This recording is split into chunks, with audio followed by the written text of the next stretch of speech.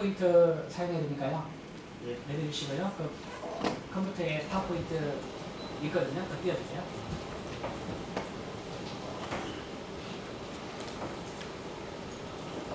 네, 그럼 만나뵙게 돼서 반갑습니다. 반갑습니다. 방금 소개해받은 주현희 선교사입니다. 마스크 때문에 우리가 얼굴을 다 보지 못하지만 그게 참 아쉬워요.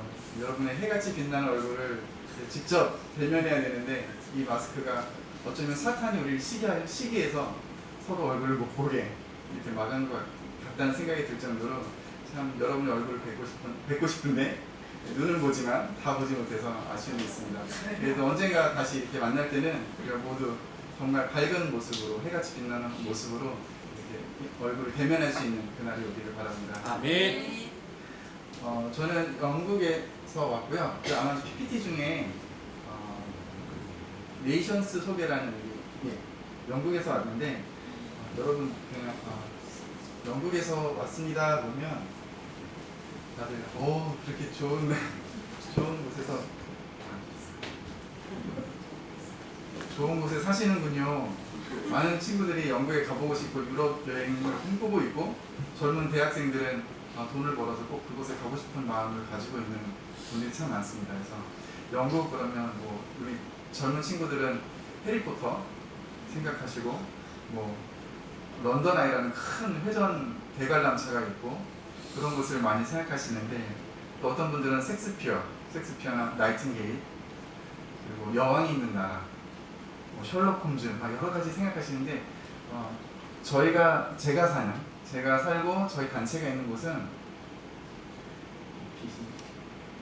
이쪽에 노란 색깔로 되어 있는 웨일즈라는 곳입니다. 여러분이 생각하시는 곳은 여기 런던이라는 곳이고요. 여러분이 생각하시는 건 런던이고 제가 살고 그리고 저희 선교단체가 후속해서 사역하는 곳은 여기 웨일즈라는 곳입니다. 그래서 보시면 여기가 런던, 저희는 여기. 네, 그래서 여기가 뭐 대한민국 지도로 보시면 뭐 목포나 이 정도니까 여기서 차로 한 4시간 정도 거리가 있습니다. 네, 한 350km 정도 고속도로를 달려야지 이곳에 닿게 되는데 여러분 생각하신 것처럼 화려한 동네는 아니에요. 영국 국기 여러분 이거 죄송합니다. 영국 국기 이렇게 많이 장식으로 달고 다니시잖아요. 근데 이 지도에 이 국기에 여기 보시면 잉글랜드 국기, 그 다음에 스코틀랜드 국기, 그리고 아일랜드 국기 이 세 국가의 국기가 합쳐서 영국 국기가 됐어요. 근데 웨일즈 국기는 이렇게 생겼는데 이게 포함이 안 되어 있습니다. 그래서 웨일즈를 생각하시면 한국처럼 그러니까 한국이 일본 아래에 있었잖아요. 그것처럼 이 웨일즈는 잉글랜드 아래에서 수백 년간 고통받으면서 살았던 민족이에요. 그리고 원래는 그 런던이라는 지역이 이 웨일즈 사람들이 살던 곳인데 잉글랜드 사람들이 침략하면서 서쪽으로 밀려났어요. 그래서 어떻게 보면 핍박받았고 고통받았고 소외된 지역. 그래서 요거 하나 얘기드릴게요. 이거는 기독교인들이 사용하는 웨일즈 국기입니다. 네, 십자가가 있죠. 용이 있는데 그리고 다른 나라도 다 보면 이렇게 십자가 혹은 X자 이게 다 기독교인이라는 그런 크리스찬이라는 그런 의미를 가지고 있는 깃발입니다. 저희가 그런 곳에서 사역하고 있고 제가 같이 저하고 저희 아내고요. 그리고 여기 계신 분들이 저와 같이 사역하시는 네이션스라는 선교 단체 팀입니다. 여기 한국 분이 한 분 계신데 이분은 저희 네이션스를 통해서 새로운 단체를 하나 만드신 그 통합적 선교사님이세요. 다 영국 분들이시고 이분들은 여기 까마신 분들은 영국 분이긴 하지만 이디오피아 옆에 있는 에리트리아라는 나라에서 오신 난민으로 왔다가 이렇게 선교사가 되신 분들이세요. 그리고 이분은 저희 단체를 세우신 할아버지십니다. 선교사님이신데 이분은 저희 단체를 세우신 분이시고 지금도 저희 마을에 사시면서 회의도 오시고 기도회도 오시고 그냥 이렇게 몰로 목사님처럼 그렇게 오시는데 이분이 아직도 꿈을 갖고 계세요. 84세인데 이분의 꿈은 한 명의 남매를 만나서 그 그 사람에게 복음을 전하는 것. 그래서 그 사람이 자기 민족의 선교사가 되는 것. 이것이 이분의 꿈인데, 이분의 꿈이 제가 사역하고 있는 네이션스라는 단체의 비전입니다. 서구 사람이 혹은 그러니까 영국이니까 서구 사람이 선교지에 들어가서 복음을 전하는 게 아니라 현지 사람을 데리고 와서 이 사람을 키워서 한 명의 선교 리더를 만들어서 이 사람이 자기 본국에 가서 복음을 전하게 하는 것.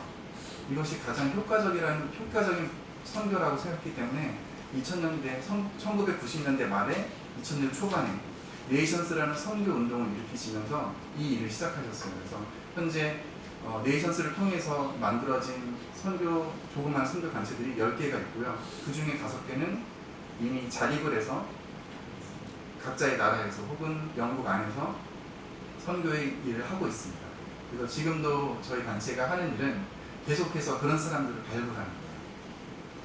본국에 가서 선교할 사람, 자기 민족을 대표해서 선교사로 헌신할 사람들을 찾고 있는데, 요즘에는 영국으로 난민들이 많이 오다 보니까 이제 저희의 시선이 난민에게 가고 있어요. 아프리카에서 오는 친구들도 있고 남미 쪽에서 오는 친구들도 있고. 근데 이렇게 만나서 교제하다 보면 난민이라고 해서 되게 가난하고 못 살 것 같은데, 이렇게 자세히 얘기하다 보면 대학교 교수였던 분도 있고요, 학교 선생님이었던 분도 있고, 의사였던 분도 있고, 엘리트들이 너무 많아요. 그러니까 그분들이, 그리고 또 종교의 핍박을 받아서 오신 분들, 특히 기독교로 개종해서 무슬림 땅에서 쫓겨나신 분들, 이런 분들은 선교에 대해서 그들이 알게 되고 복음을 전하는 방법들을 알게 되면 이분들이 자기 민족에게 가서 복음을 전하는 것은 어려운 일이 아니에요. 영국의 난민들이 오면요, 자기들 유니티를 모임을 만들어요. 교회처럼. 믿든 안 믿든 같이 모여서 생활하게 되고 거기서 서로 교제하게 되고, 근데 그곳에 크리스찬이 한 명 있다면 분명 그 안에 복음이 심겨지게 되는데, 저희가 기대하는 것은 그것이고 그것이 하나의 선교의 방법이라고 믿고 계속해서 그 일을 하고 있습니다. 아까 그 지도에 점으로 되어 있던 거기 사무실입니다. 여기 네이션스라고 되어 있고요. 이 건물은 여기 기찻길이 있고, 혹시 저희 동네 오시려면 런던에 내리셔서 기차를 타고 한 번에 오실 수 있습니다. 한 8시간 정도? 네, 여기 보시면 1873년에 만들어졌고 1979년까지 이 바운더리로, 그러니까 이거는 제철소 같은 그런 주물 공장으로 이 건물이 사용됐습니다. 1800년대부터 1979년. 저희가 사는 이 지역은 탄광촌이었어요. 그래서 석탄도 많이 나고, 그리고 구리나 철, 아연 같은 게 많이 나는데, 그래서 영국에서 석탄하면 웨일즈를 알아줄 정도로 굉장히 많은 양의 석탄과 그리고 철광석들이 많이 있었습니다. 그래서 이 당시에 한 거의 100년 동안 이 일을 했는데, 정말 영국에 많은 사람들이 모였다고 해요. 사진에 보면 정말 많은 사람들이 모여서, 이 산은 아니고 바다에서 그냥 키우는 거예요. 들어가서 몇백 미터씩 들어가서 이렇게 키우는 건데, 그거를 끊임없이 했는데 이 문을 닫은 이유가 중국의 그 싼 제철들이 많이 나고, 그리고 가까운 포항에 제철소가 생기면서 실제로 이 영국 웨일즈 지역에 이 제철소가 다 문을 닫았대요. 그래서 한국과 인연이 있습니다. 저희가 사는 저희 동네에요, 이 집들이 다 1800년대에 다 만들어진 집들인데, 그냥 이렇게 다닥다닥 붙어있는 이유가, 여러분 생각하시는 영국의 의리랑 저들이 아닌 이유는, 다 노동자들이 나가서 일하고 밤에 들어가서 자고 하니까 건물들이 다 이렇게 다닥다닥 붙어있고, 다 허름한 그런 건물들이고, 들어가서 규모가 되게 작은, 그러니까 우리가 생각하는 영국의 어떤 집들보다 다 작은 그런 집들로 구성되어 있습니다. 건물들도 오래되어 있고, 이렇게 아이들이 다니던 학교인데 학교도 이렇게 오래된 건물로 되어 있습니다. 저희가 월요일마다 2시간씩 같이 찬양을 하면서 예배를 드려요. 동네 사람들도 오시고, 또 훈련을 받으러 왔던 사람들도 오고, 같이 예배를 하면서 저희가 하나님께 나아가는데, 저희가 선교사 리더를 뽑는 것도 하나의 선교라고 믿고 그렇게 생각하고 있는데, 두 번째는 선교는 기쁨이다. 선교는 기쁨이다라는 하나의 모토가 있어요. 예배다, 축제다. 축제라는 그런 모토가 있는데, 오늘 말씀에서 보면 이것을 너에게 이르면 내 기쁨이 너희 안에 있어 너희 기쁨을 충만하게 하려 합니다 라고 하셨는데, 예수님 안에 기쁨이 있었고, 그것은 하나님의 말씀을 지키면서 그분의 하나님의 사랑을 받는 그 안에서 자기가 충만한 기쁨을 누렸기 때문에 이 기쁨을 우리에게 줄 수 있다라고 말씀하시는 거고, 그래서 저희가 생각하는 성교도 그 하나님의 기쁨을 받은 우리가 우리의 기쁨을 당연히 다른 사람에게, 믿지 않는 사람들에게 전해 주는 것이, 그것이 하나의 선교다 라고 믿습니다. 그래서 그것의 하나의 일환으로 우리가 예배하는 것, 찬양하면서 하나님께 나아가는 이 축제를 여기서 지금 웨일즈에서 월요일날 하고 있고, 한국에서는 강남에서 월요일날 하고 있고, 그리고 또 런던에서도 월요일날 이거를 하고 있고, 이런 모임들이 전 세계에 흩어져서 사람들이 하고 있어요. 저희가 1년에 한 번씩은 이 모든 찬양하는 예배자들을 모여서 일주일 동안 아침, 점심, 저녁으로 찬양하는 그런 시간을 갖고, 그리고 그 중에 특별히 하루를 정해서 12시간 예배를 드립니다. 아침 9시부터 밤 12시까지. 이제 뭐 한 팀이 나와서 찬양 인도하는 게 아니라, 우리 한국 10년 동안 진행이 됐는데, 작년에는 일본에서 했고, 그 전에는 이스라엘에서 2년 동안 했고, 그 전에는 한국에서 2년간 했는데, 전 세계의 예배자들을 저희가 초청을 해요. 여러분 잘 아시는 뭐 예수전도단 찬양팀도 오고, 개교의 예배팀도 오고, 중국이나 일본에서 오는 예배팀도 있고, 그리고 부흥이나 이런 비전이라는 찬양 아시잖아요. 그럼 아직 고영원 전사님 그 팀도 와서 찬양 인도를 이렇게 1시간, 2시간씩 하면서 쉬지 않고 12시간을 예배드리는 그런 모임을 합니다. 그래서 우리가 찬양할 때 주님의 뜨거운 사랑이 다른 나라에게, 혹은 우리가 기도하는, 우리가 품고 있는 그 민족에게 전해지라는 그런 믿음을 가지고 계속 그 찬양으로 우리가 하나님께 나아가는 그런 시간을 갖습니다. 이거는 재작년쯤 저희가 런던에서 이제 거리에서 찬양을 드리고, 그리고 전도지를 주고 있는 모습인데,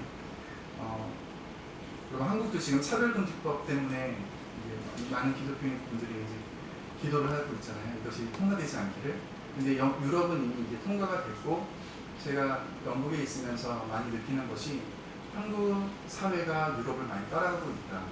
근데 이게 어쩌면 되게 여러분 보시기에 되게 선진국을 따라가니까 좋다라고 생각할 수 있지만, 기독교인의 입장으로서, 그리고 대한민국 사람으로서 이렇게 보고 있으면 안타까워요. 유럽의 복지가 너무 잘 돼 있고, 시설들이 사람이 돈을 안 벌어도, 직장에 나서 일하지 않아도, 지금 코로나로 이렇게 일하고 있지 않아도 월급이 국가에서 나와요. 먹고 살 수 있는 충분한 여건이 되니까 이분들 안에 뭐가 없냐면 소망이 없어요. 젊은이들 안에 꿈이 없어요. 다 잃어버리고 그냥 목적 없이 떠도는 인생이 되는 거예요. 저희가 그러니까 런던 시내에, 아까 여러분이 생각했던 그 런던입니다. 여기 나가서 이제 복음을 전하는데, 예수님 믿으세요라고 강요할 수가 없어요. 저희가 예수님 믿으세요, 예수님이 당신을 사랑합니다라고 얘기하면 욕을 하고 가는 사람도 있고, 무시하는 사람도 있고, 그래서 하다못해 저희가 하는 방법이, 여기 둘째 아이인데 전도지를 들고 아이들이 주면 그래도 봤거든요, 한 번. 아이들이 하는 건 이제 무시하진 않아요. 그래서 이제 아이들과 함께 가서 나눠주고, 그리고 나서 이제 관심 있는 사람들이 물어보면, 저희가 하나님이 당신을 사랑합니다 라고 얘기했을 때 지나가는 사람이 있고, 그걸 듣고 어디서 나왔어요? 이렇게 물어보는 사람이 있으면 그때 저희가 복음을 전할 수 있어요. 그러니까 여기 분들은 지금 같이 얘기하고 있는데, 이분들은 관심이 있어서 물어본 거예요. 근데 저희가 그들이 물어보지 않으면 우리가 어디에서 봤고요, 예수님을 왜 믿어야 되는지 이런 걸 강요할 수가 없는 그런 나라입니다. 영국은 좀 덜한데, 네덜란드나 덴마크나 좀 더 잘 사는 나라들은 더 이 복음을 증거하는 게 굉장히 어려워지고 있어요. 그래서 여러분 그 차별금지법이 통과되지 않는 것을 위해서 기도하는 것은 굉장히 중요한 일이에요. 하나님이 정말 기뻐하지 않는 일이긴 합니다.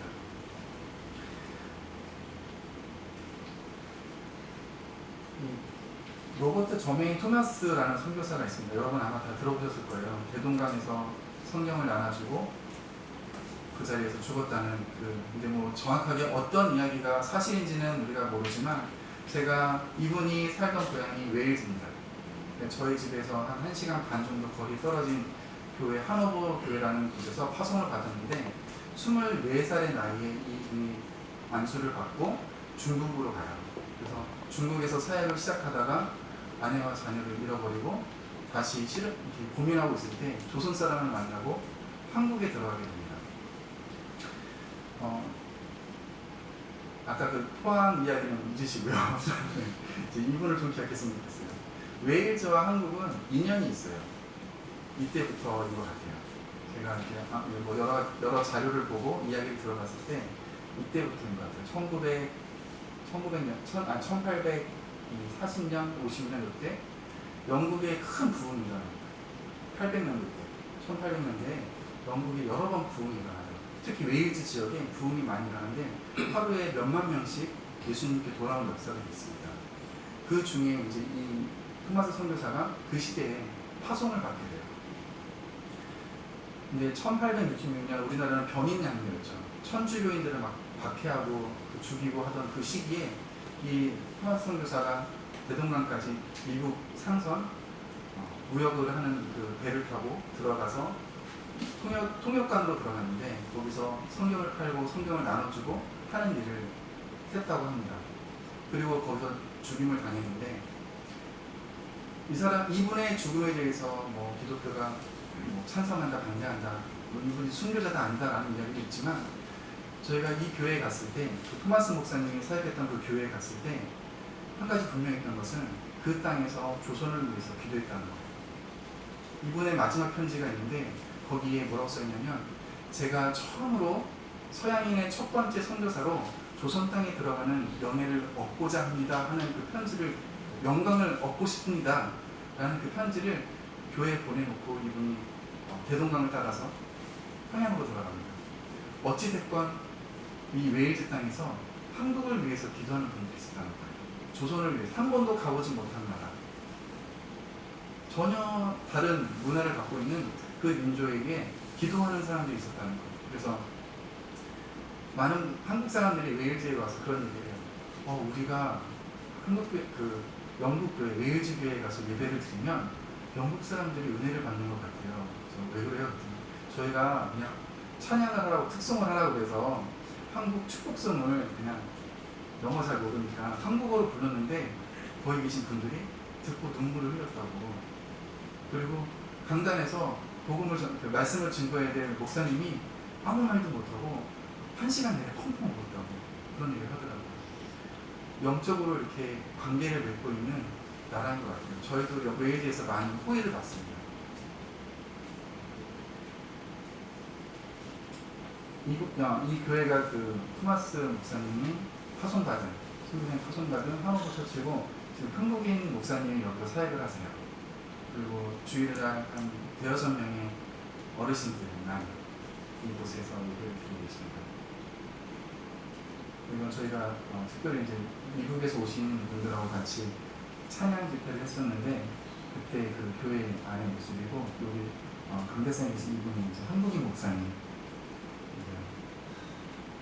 다 손님이시고 정말 여기 성도님 몇 분 안 계세요.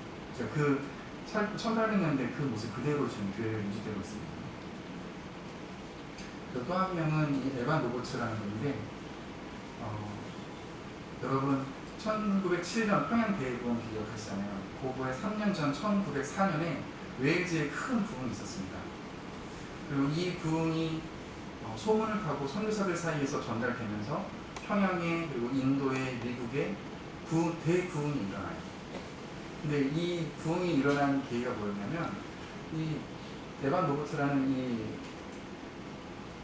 이 목사님도 이 작은 교회에서, 이 교회에서 그냥 교회만 다니던 그런 젊은이였는데 하나님께서 성령님께서 이 사람의 마음을 치세요. 그리고 성령 받기를 위해서 기도해라. 웨일즈 인구의 10%가 주님께 돌아오는 것을 위해서 기도하라라는 그런 사인을 받으시고 젊은 청년들과 함께 한 17명 정도 되는 청년들과 함께 기도를 합니다. 예배가 끝난 후에. 그리고 그것을 시작으로 해서 6개월 후에 웨일즈 안에 대부흥이 일어나요. 이 아까 웨일즈가 다 탄광촌이라고 했잖아요. 광산에서 일하는 사람들 굉장히 뭐 낮에 가서 일하고 밤에 술 마시고 혹은 영국은 이 마약이 좀 자유롭기 때문에 마약을 하는 사람들도 있었고 가정은 있지만 집에 가지 않고 밤낮 그 술집에만 머무는 사람들 그런 사람들이 전부였는데 이 부흥이 있은 이후에 어떤 일이 있었냐면 사진으로 남지 않고 책으로 기록되어 있지만 거기에 보면 모든 경찰 그리고 법원 이런 것들이 일을 할 수가 없었대요. 아무 사건 사고가 없어서.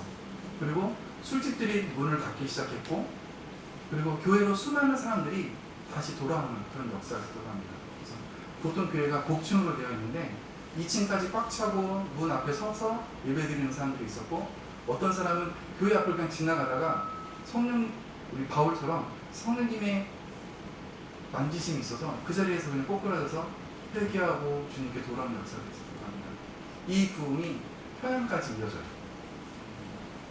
그래서 이 웨일즈라는 땅은 한국과 끊을 수 없는 그런 관계를 맺고 있습니다. 특별히 아까 말씀드렸던 것처럼 저희 단체 안에 10개의 작은 저희 단체를 통해서 10개의 작은 사역들이 일어났다고 했는데 이 중에 7개는 한국인들이에요. 한국 분들이 오셔서 여기서 훈련 받으시고 저희 단체에서 훈련 받으시고 비전을 찾아서 작은 단체들을 세워서 한국에도 계시고 아니면 유럽이나 다른 나라에서 영국에서 그렇게 사역하시는 분들이 계속 생기고 있습니다. 그래서 하나님께서 어떻게 이렇게 끈을 계속 이렇게 과거에 우리가 알지 못한 그때에 이미 끈을 연결시켜 주셔서 웨일즈와 한국이 함께 이렇게 나갈 수 있도록 민족성도 비슷해요. 영적인 걸 찾고 기도하고 영국에도 웨일즈에도 기도원이 있어요. 산에 그런 기도하는 분들도 계시고 계속 세계를 위해서 기도하고 복음을 위해서 기도하고 부흥을 위해서 기도하는 그 분들이 아직 남아 계시다는 것을 여러분 기억해 주셨으면 합니다.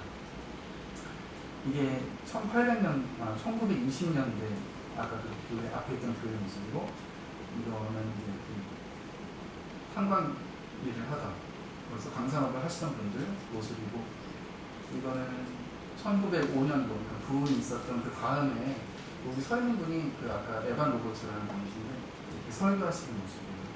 들판에서 이렇게 설교하는데 사람들이 그냥 모여서 다 같이 성령을 받고 은혜 받는 그런 모습들이 있었습니다.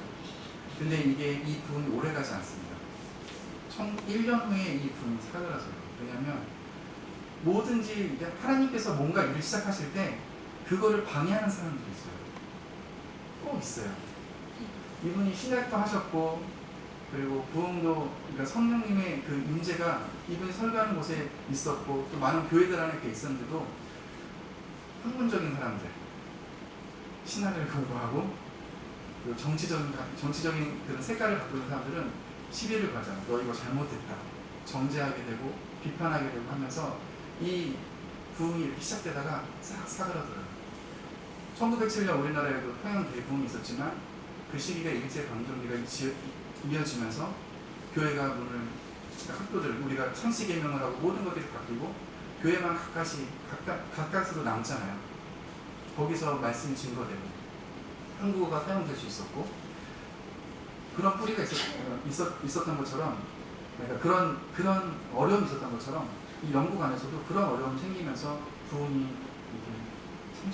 차츰차츰 사라지게 됩니다. 특히 세계대전이 일어나고 2차 세계대전까지 일어나면서 영국에 유럽에 부흥이 있었던 그 시기에 모든 젊은이들이 서로 총칼을 겨누면서 싸울 수밖에 없는 그 지경이 이릅니다. 사단의 역사예요. 뭔가 잘 되려고 하면 살며시 들어와서 그것을 회방하는 거예요.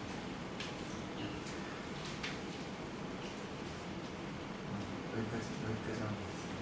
그래서 웨일즈 안에도 지금도 이 시기를 기억하면서 다시 이 땅 가운데 웨일즈 안에 혹은 전 세계에 하나님 믿는 많은 사람들이 있는 그 땅 가운데 복음이 다시 회복되고 부흥이 다시 회복되는 그 날을 기대하면서 기도하시는 분들이 아직도 웨일즈 안에 있고 그리고 또 한국을 위해서 기도하시는 분들도 그곳에서 많이 발견하게 돼요. 북한 난민들이 오고 있거든요. 그 영국에도. 그걸 보면서 영국 사람들이 자기가 북한을 위해서 기도하고 있고 그리고 한국을 위해서 기도하고 있다 하는 분들도 많이 만나게 됩니다. 그래서 여러분 생각나실 때 웨일즈라는 땅을 위해서 정말 가난한 민족이 가난한 땅이에요. 그리고 좀 영적인 땅이고 부흥의 땅이지만 이렇게 육신적으로 볼 때 굉장히 가난하고 못 사는 사람들이에요. 저희 마을은 특히 난민도 있고 그리고 알코올 중독자, 마약 중독자, 그러니까 이 탄광이 광산업이 다 문을 닫으면서 중독자 다 알코올과 마약의 중독자들이 됐어요. 그래서 그분들이 모여 사는 마을이에요. 저희 마을은. 그래서 그 땅을 위해서 좀 여러분 기도해 주시고 정말 부흥이 다시 한번 한국에도 또 전 세계, 유럽에도 웨일즈에 일어날 수 있도록 여러분 생각나실 때마다 기도해 주시면 감사하겠습니다. 오늘 말씀에서 예수님은 그 기쁨을 모든 사람들에게 주고 싶어 하셨어요. 자기가 갖고 있는 기쁨. 영어 성경에 보면 예수님의 기쁨이 우리 안에 들어올 때 우리 안에 있는 기쁨이 완성이 된다라고 되어 있어요. 컴플리트. 완성이 되어가고 또 다른 성경에서는 이 기쁨이 넘쳐 흐른다고 말씀드렸어요. 그러니까 다시 말해서 우리 안에 있는 기쁨은 컵 안에 있는 물처럼 딱 거기까지인 거예요. 넘치지도 않고 가득 차지도 않았어요. 근데 주님의 기쁨이 우리 안에 딱 들어오면요, 이 기쁨이 완성이 되어가고 그리고 이것이 흘러 넘쳐서 사람들한테 자연스럽게 전달되어질 수 있다고 그렇게 말씀하시는 거였어요. 그래서 이 말씀을 보면서 하나님의 성교가, 주님이 원하시는 성교가 우리 그리스도인의 삶이 바로 이거다라고 생각합니다. 기쁨을 증거하는 거. 주님이 우리 안에 있으면요, 주님이 우리를 기뻐하시면 우리가 웃을 수밖에 없고 우리가 일할 수밖에 없어요. 주님이 원하시는 것은 우리가 땀을 흘려서 뭔가 프로젝트를 만들고 주님을 위해서 내가 이걸 해야지 하는 그것이 아니라 주님 안에 들어가서 주님 말씀 듣고, 여러분이 성경을 암송하고 계속 말씀을 사랑하신다고 그러는데 암송하고 그 말씀을 읽고 그 안에서 주의 음성을 들을 때 주님의 기쁨이 우리 안에 자연스럽게 들어오게 되고, 그것이 그 기쁨이 우리의 삶에 힘이 되고 주님을 위한 어떤 사역의 에너지가 되는 것입니다. 성도도 마찬가지예요. 복음을 증거하는 것도 그냥 단순히 저희가 어떤 프로젝트 이렇게 하면 복음이 증거될 거야 하고 가지만 막상 그것이 소용없을 때가 굉장히 많아요. 우리가 많은 것을 준비하고 내가 이 메시지를 해야지 하고 거리에 나가서 전도하지만 여러분 한마디도 할 수 없는 그런 상황이 우리가 처해지게 됩니다. 근데 우리가 웃게 되고 우리가 기뻐하게 되고 하면 옆집 사람이 쳐다봐요. 너 왜 이렇게 기쁘니? 너 뭐가 이렇게 좋은 일 있니? 그때 비로소 우리가 나 이래서 기뻐. 예수님이 내 안에 들어오셨거든. 내가 그분 안에 거하거든. 이 얘기를 해줄 수 있는 거예요. 그래서 어떤 선교학자는 복음이 전해지는 것은 노력이 아니라 그 사람의 성품에서 묻어나는 어떤 행복, 특별함이 있기 때문에 사람들이 오히려 찾아온다라고 말하더라고요. 여러분이 말씀을 계속 들으려고 하고 그 말씀을 지키려고 할 때 하나님의 그 기쁨이 여러분 안에 완성되고 흘러 넘치게 있습니다. 아멘.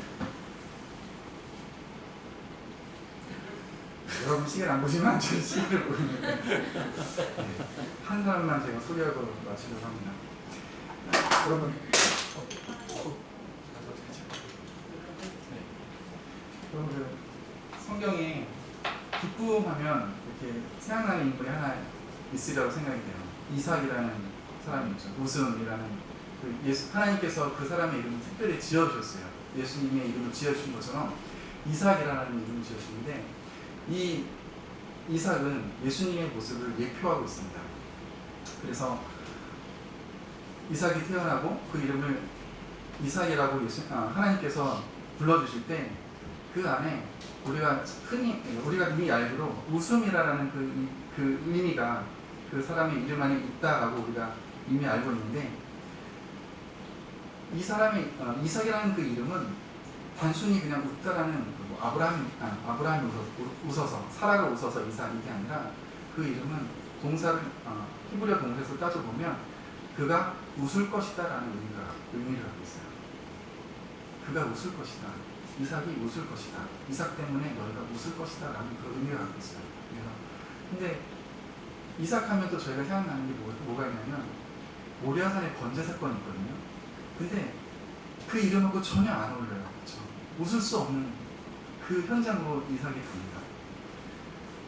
그래서 저희 단체 안에서는 말씀을 서로 나누다가 그때를 한번 이렇게 같이 이야기한 적이 있어요. 이삭이 모리아산에 갈 때 나이가 몇 살이었고 어떻게 갔을까? 근데 성경에는 나이도 안 나와 있고 그리고 가서 아브라함과 무슨 얘기를 했는지 조차도 아무 얘기도 없고 그냥 3일길을 가서 자기를 태울 그 나무를 등에 메고 모리아산에 올라가서 그리고 갑자기 결박을 당해서 다 위에 올려줍니다.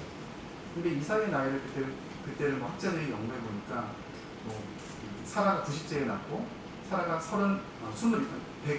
127세에 죽었거든요. 그러니까 37세 안에 일어난 사건이에요. 이삭의 37세 그 생애 안에 어느 순간 그 사건이 일어났는데 아빠가 3일길을 가고 등에 나무를 지고 갈 정도의 나이면 적어도 15세는 넘지 않았을까? 어떤 사람은 20살, 20살 정도 되지 않았을까? 또 저 개인적으로는 예수님을 예표하니까 37이면 참 좋다 아닌가? 하지만 나이는 모르지만 분명히 아빠를 거부하고 뿌리쳐 나올 수 있는 그 상황이었을 것이고 100세가 넘은 그 아버지가 아들을 번제단 위에 들어서 올릴 기력이 없었을 거라고 생각이 돼요. 그래서 한번 추측해 보면 그가 스스로 올라가지 않았을까? 번제단 위에 결박도 스스로 당했고 그리고 그 간 위에도 스스로 올라가지 않았을까? 어쩌면 이삭은 산 제물이라는 첫 번째 산 제물의 예포로 우리한테 보여주는 것 같습니다. 하나님이 너는 웃을 거야 라고 부르시지만 삶 가운데는 웃을 수 없는 사건들이 있어요. 근데 제가 듣기로는 이 이삭은 그 하나님의 음성을 들었답니다.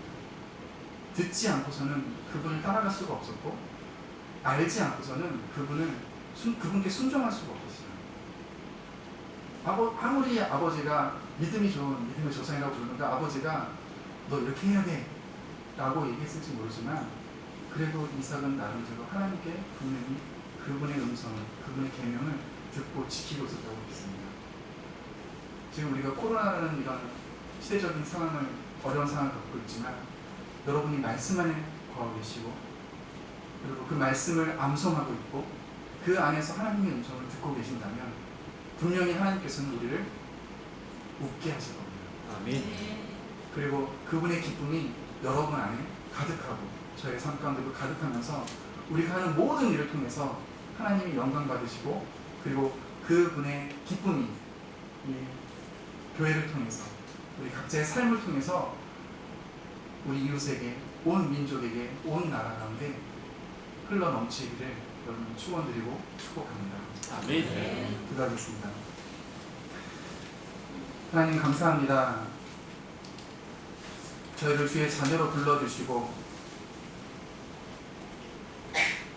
저희 각자 한 명씩 주님 너희가 웃게 될 것이다. 내 기쁨을 너에게 주겠다. 라고 이렇게 개인적으로 말씀해 주셔서 감사합니다. 하나님 저희가 날마다 주의 말씀을 읽고 묵상하고 암송할 때 주님 그 상황 가운데서 그 시간들 속에서 주의 음성을 분명히 들을 수 있게 하여 주시고 우리에게 들려주시는 그 말씀 가운데 늘 순종하며 이삭이 번제단 위에 스스로 올라갔던 그 모습을 기억하면서 우리가 날마다 번제단 위에 올라가는 마음으로 속죄하며 헌신하는 그 마음을 가지고 내일을 살아갈 수 있도록 주님 축복하여 주시옵소서.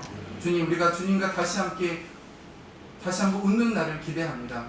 온 나라가 주님 때문에 웃는 그 날을 저희들이 기대합니다.